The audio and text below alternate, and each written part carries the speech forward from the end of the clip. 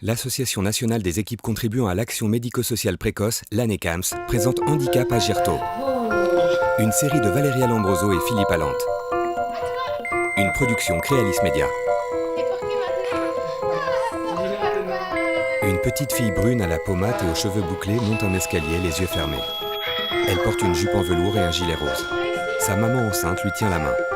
Et Gigi, tu t'en es occupée ce matin, Gigi? Elisa a 4 ans. Elle est atteinte d'une maladie génétique orpheline qui peut provoquer la cécité. À l'annonce du diagnostic, elle a 7 mois. Le pédiatre se veut rassurant. Cette complication est très rare.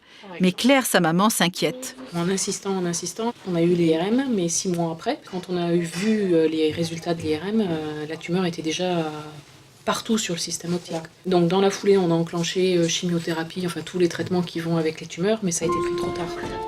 Quand elle commence ses traitements, Elisa a 14 mois.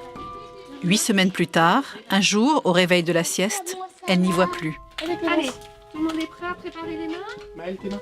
Elisa est devenue aveugle en décembre, et dès janvier, elle était prise en charge à l'Institut. Donc ça a été très vite. Et pour nous, ça a été une bouffée d'oxygène. Parce qu'on a rencontré des personnes qui pouvaient nous expliquer ce que ressentait un aveugle. Du coup, là, on ouvre une porte, c'est le choc, quoi. Je te montre avec les mains. À 17 mois, Elisa commence la psychomotricité à l'Institut des jeunes aveugles de Toulouse. Elle est d'abord suivie par une éducatrice et maintenant par une institutrice spécialisée.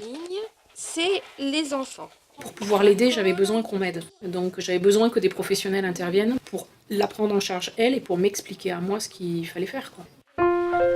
2 jours par semaine, Elisa, qui a maintenant 4 ans, se rend à l'IGIA pour apprendre le braille avant de pouvoir utiliser un ordinateur adapté. Elle va aussi à la maternelle, à l'école de son village. Donc je vais mettre 2 formes sur la plaque, à un endroit particulier de la plaque. Il faudra que tu me dises à quel endroit c'est. Alors, le rond, il est en haut. Oui. Et le triangle, il est en bas du rond. Oui, bravo. Anne, institutrice spécialisée. Dès que la cécité apparaît, qu'elle soit de naissance ou pas, on peut spatialiser l'environnement complètement. Donc indiquer complètement à l'enfant où est le haut, le bas, la gauche, la droite. Et on remarque que les enfants aveugles, parce qu'on leur a dit très très tôt où était la gauche et la droite, eh bien ils le savent à 4 ans, ce qui est quand même tout à fait étonnant par rapport à un enfant voyant. La tour, il faut qu'il y ait 5 cubes. Je veux des gros et des petits. Elisa s'est déjà approprié les 6 gestes du toucher. Englober, soupeser, frotter, attraper et tapoter. Elle est en train d'apprendre à comparer et catégoriser les objets. Tiens bien. Et combien de gros? Un troisième gros. 3. Est-ce que tu as mélangé les gros et les petits? Oui, bravo, c'est très bien. Plus tard, Elisa colle une gommette sur une ligne en relief. Ça y est. Cet exercice, qui consiste à coller des gommettes le long d'une ligne, affine la sensibilité du bout des doigts. C'est un préalable au braille. Juste à côté, oui. Anne. La question, c'est de comprendre les relations spatiales entre les éléments. Parce que les points braille sont reliés spatialement les uns aux autres. C'est le point qui est en haut à gauche qui rentre. Bravo! C'est le point numéro 1. Pour reconnaître les lettres de l'alphabet braille, Elisa doit identifier comment les points sont positionnés les uns par rapport aux autres. Ça, c'est le numéro combien? Et ça, c'est le numéro. Attention. Et ça, c'est le numéro. Et ça fait, Regarde. comme bruit, ça fait L. C'est le L. Des éducateurs frottent des bols tibétains avec un maillet en tissu. Elisa pose sa main sur le bord. Beaucoup de gens nous disent « Ah, mais les autres sens vont se développer ». Les choses ne sont pas si simples. En fait, il faut solliciter, il faut entraîner. Nous, on peut le faire avec la meilleure volonté du monde, mais on n'a pas les bons outils. Alors que la prise en charge précoce, c'est fabuleux pour ça. C'est-à-dire qu'ils sont tout de suite mis dans un bain adapté à leur handicap.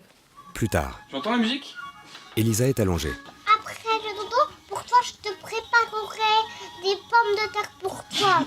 Ah, j'adore les pommes de terre. La tumeur, produite par la maladie d'Elisa, est bénigne, mais sa localisation est loin d'être anodine.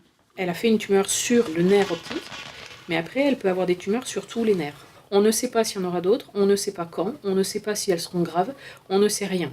Elle est là, elle est en forme. Voilà, c'est ce qui compte.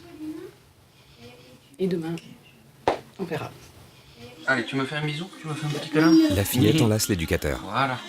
Il éteint la lumière et quitte la salle de repos.